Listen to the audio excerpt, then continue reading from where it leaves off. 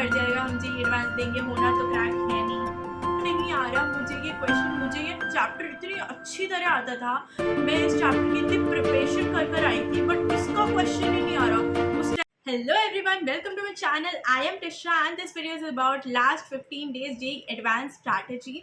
So in this video I have 6 tips for you all for your last 15 days and without any further delay चलो शुरू करते हैं. So the first tip of our 3 subjects, chemistry, maths, physics. तो यार अब तुमने पढ़ लिया सब कुछ, अब तुम्हारा टाइम है क्वेश्चंस पे फोकस करना, मॉक टेस्ट पे फोकस करना. मैं केमिस्ट्री से शुरुआत करूं तो केमिस्ट्री में तुम्हारा ऑर्गेनिक पार्ट, इनऑर्गेनिक पार्ट, तुम्हारा फिजिकल पार्ट. अगर मैं तुम्हारी बात करूं इनऑर्गेनिक की, तो यार इनऑर्गेनिक के ना जो क्वेश्चंस होते हैं जेईई एडवांस में, वो तुम देखोगे कि ज़्यादातर क्या होता है पीवाईक्यू से रिलेटेड होते हैं या तुम्हारे एनसीईआरटी से आ रहे होते हैं. पीवाईक्यू से कैसे रिलेटेड होते हैं कि तुम्हारे मान के चलो कि मैं जेईई एडवांस के 2014 का क्वेश्चन ले लेती हूँ और जेईई एडवांस के 2018 का क्वेश्चन ले लेती हूँ.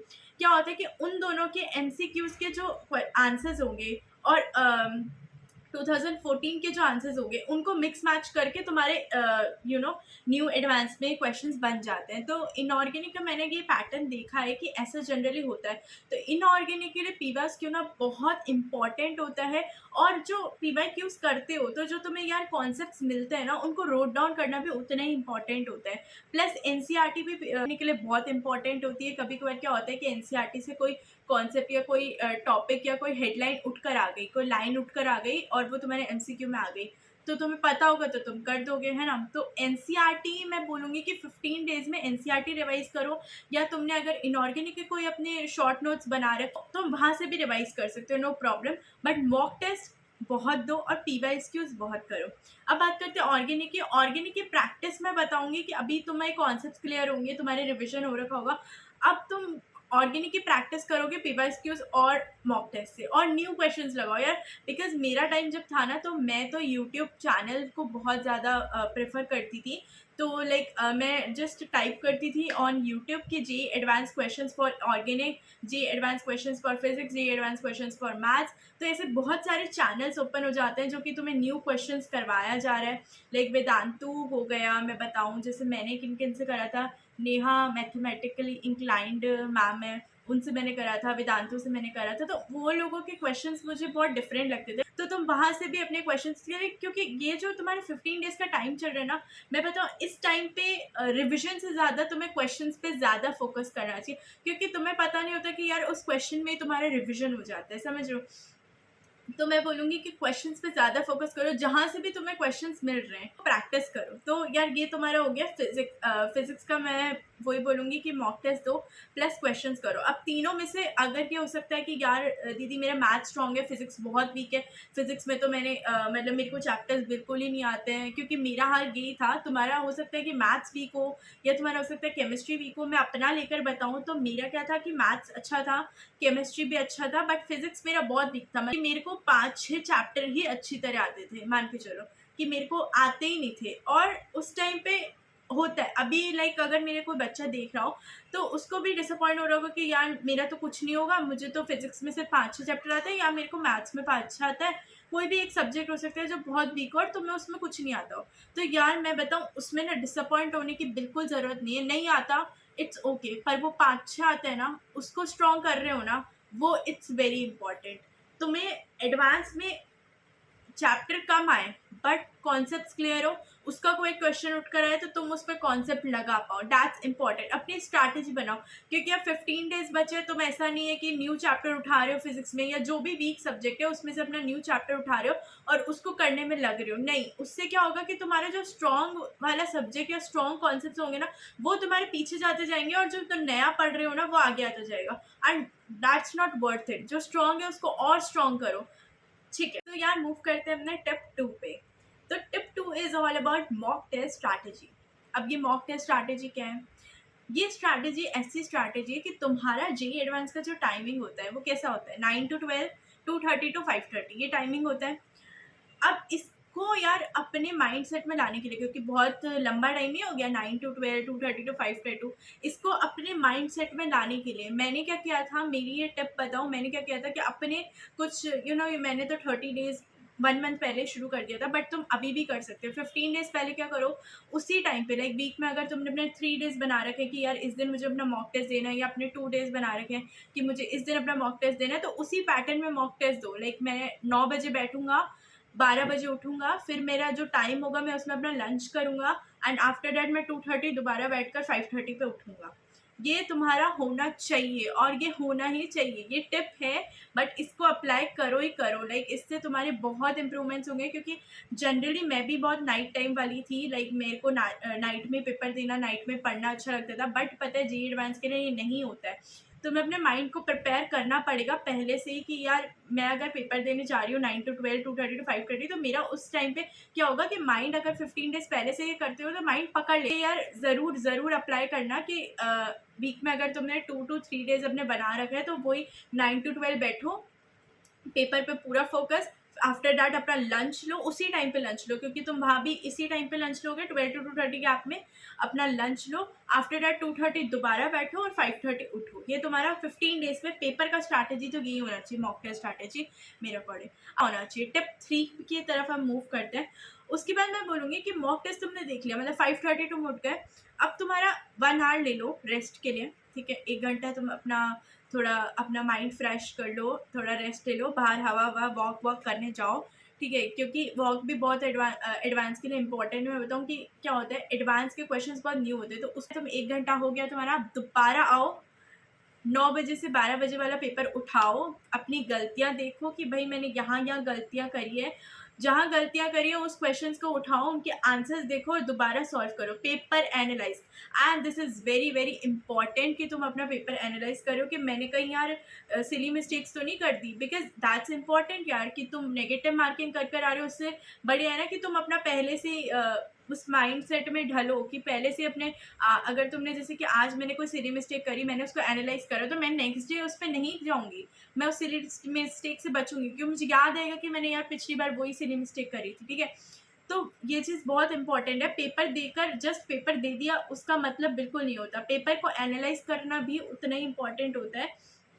और ये मैं अपने खुद के एक्सपीरियंस से बता रही हूँ। लाइक मैंने काफ़ी लोगों से भी बात करी है, तो उन लोगों ने मुझे बोला कि paper analyse is very important point, कि तुमने पेपर दिया, अब उसी दिन, जिस दिन, ऐसा नहीं कि नेक्स्ट डे जा रहे हो, उसी दिन अपना 1 घंटा रेस्ट के बाद दोबारा बैठो, अपने क्वेश्चंस ढूंढो, जहाँ जहाँ तुमने मिस्टेक करी हो उन क्वेश्चंस को उठाओ, दोबारा अपनी कॉपी में सॉल्व करो कि अच्छा इस तरीके से सॉल्व होता है। और जो बिल्कुल ही नहीं आ रहा था उसको भी उठाकर दोबारा सॉल्व करने का कोशिश करो। और जो वीक सब्जेक्ट है ना, उसका भी उठाओ। मैं नहीं बोल रही कि वीक सब्जेक्ट है तो भाई उनको क्वेश्चंस को छोड़ ही दो।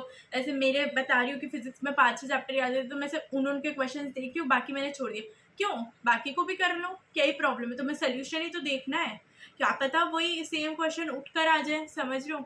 तो कुछ नहीं कह सकते, तो सोल्यूशन ही तो देखना। अगर बिल्कुल ही समझ नहीं आ रहा तो इट्स ओके, छोड़ दो। बट अगर समझ आ रहा है तो सोल्यूशन ही तो चेक करना है, करो और अपनी कॉपी में करो फिर उसे। क्या पता तुम्हें उसका कॉन्सेप्ट आ जाए, या उस टाइप के अगर क्वेश्चन तुम्हारे एडवांस में आते हैं तो तुम वहाँ कर पाओ। तो पेपर एनालिसिस वेरी इंपॉर्टेंट। चलो यार मूव करते हैं अपने टिप 4 पे, पेपर स्ट्रैटेजी। अब what is this paper strategy, कहाँ से शुरू करें? Chemistry, physics, maths, okay. So मेरा पेपर स्ट्रैटेजी ना पहले ऐसा होता था जब मैं एम्स के टाइम थी, बहुत पहले, एंड जनरली अगर होता हो लोगों का, तो मेरा ऐसा होता था कि मैं सबसे पहले ना अपने जो मेरे को बहुत स्ट्रॉन्ग सब्जेक्ट लगता था, जैसे कि मेरा मैथ्स था, तो मुझे मैथ्स बहुत स्ट्रॉन्ग लगता था, तो मैं क्या करती थी, स्टार्ट ही मैथ्स से करती थी, ठीक है।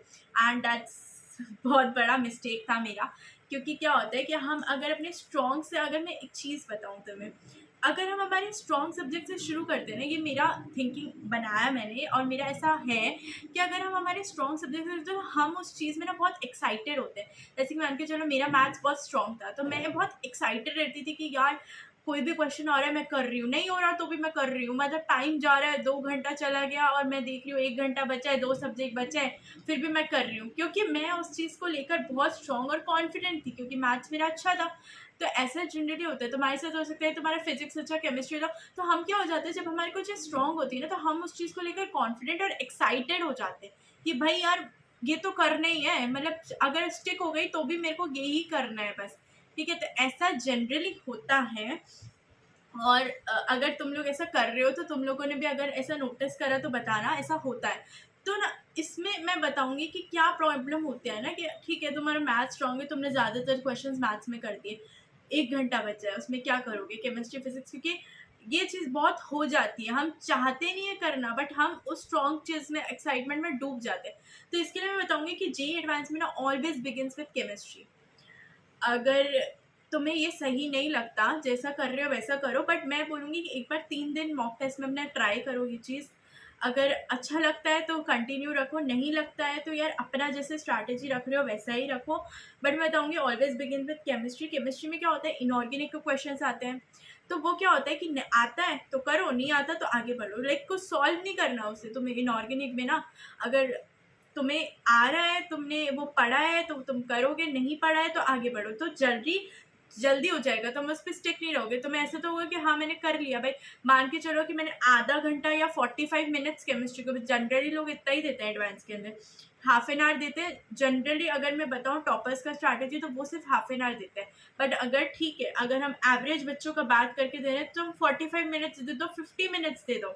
बट मैं बताऊँ केमिस्ट्री से बिगिन करना, इनऑर्गेनिक के क्वेश्चंस नहीं आ रहे छोड़ो, ऐसा ऑर्गेनिक का क्वेश्चन आ रहा है करो। फर्स्ट टाइम में तो तुम्हें ये करना चाहिए, और मैं मानती हूँ मेंस में भी तुम्हारा यही होगा कि फर्स्ट टाइम पे तो तुम्हें ये करना चाहिए, आ रहा है करो, नहीं आ रहा छोड़ो, आ रहा है करो, नहीं आ रहा छोड़ो, ऐसा ही होना चाहिए।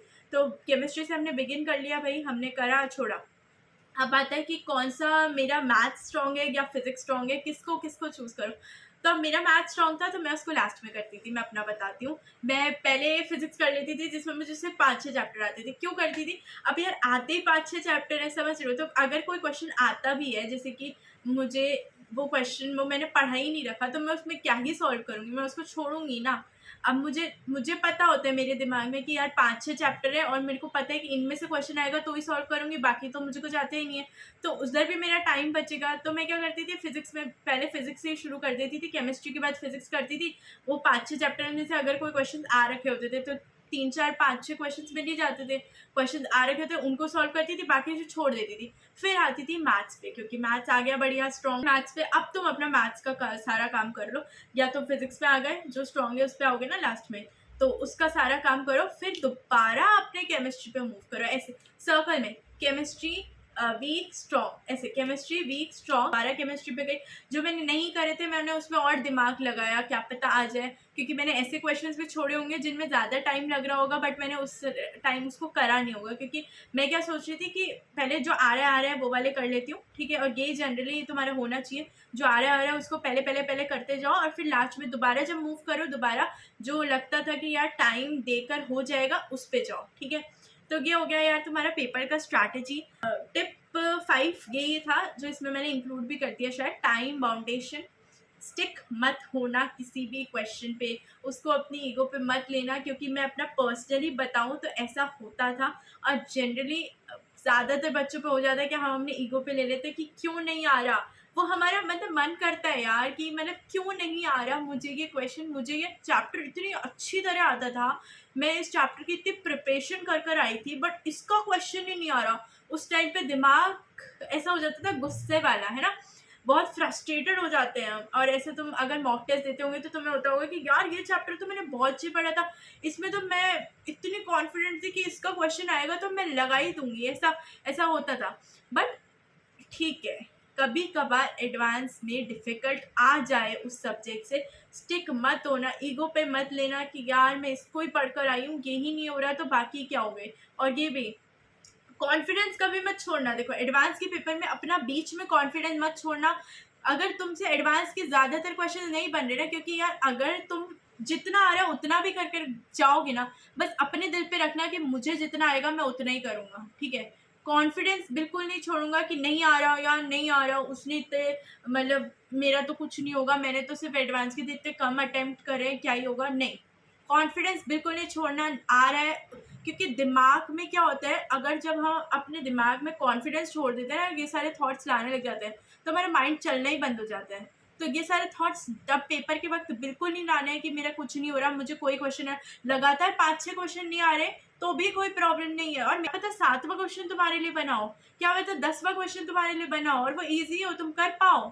तो इट्स नॉट ऑल अबाउट कि यार पहले हार्ड आ गया तो तुम बाकी क्वेश्चंस में भी अपना मोटिवेशन छोड़ दो और उनको भी ऐसे ही नहीं हो रहा तो अब क्या ही होगा, चलो मूव करते हैं दूसरे सब्जेक्ट पे।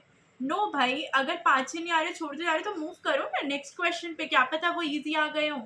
कॉन्फिडेंस बिल्कुल नहीं छोड़ना। टिप 6 कि अपने कॉन्सेप्ट्स अगर तुम्हारे स्ट्रॉन्ग है, ठीक है, जी एडवांस में बताऊं, it's all about your concepts. अगर तुम्हें कम सब्जेक्ट भी आते हैं, कम चैप्टर्स भी आते हैं, सब्जेक्ट तो क्या, कम चैप्टर्स भी आते हैं, तो तुम्हारे अगर कॉन्सेप्ट स्ट्रॉन्ग है तो तुमसे आंसर्स बनेंगे। जी एडवांस तुम्हारा पता है प्रैक्टिकल माइंड को, मेरे को ऐसा लगता है प्रैक्टिकल माइंड पे फोकस करता है कि अगर तुम्हें like advance is all about the mixture of 1 to 3 chapters, ठीक है। वो तुम्हें अगर एल्जेब्रा का क्वेश्चन दे रहा है तो उसमें तुम्हें मैट्रिक्स भी डाल देगा, तुम्हें उसमें डिटर्मिनेंट भी डाल देगा। तो this is all about advance कि एक क्वेश्चन में एडवांस टिपिकल नहीं है। एडवांस इज ऑल अबाउट कि जेईई मेंस के अगर मैं 4 क्वेश्चन उठा लूँ तो उन 4 क्वेश्चन को उसने एक क्वेश्चन बना दिया। This is all about JEE advance. तो ऐसा ही होता है, लाइन बाय लाइन चलना। एडवांस के क्वेश्चंस को ना एकदम अच्छी तरह पढ़ना चाहिए कि यार मेरे पहला लाइन मुझे ये दे रखा है, रो अपनी रफ कॉपी के अंदर लिख लो। टाइम बहुत रहेगा, 18 क्वेश्चंस 3 घंटा, टाइम बहुत है।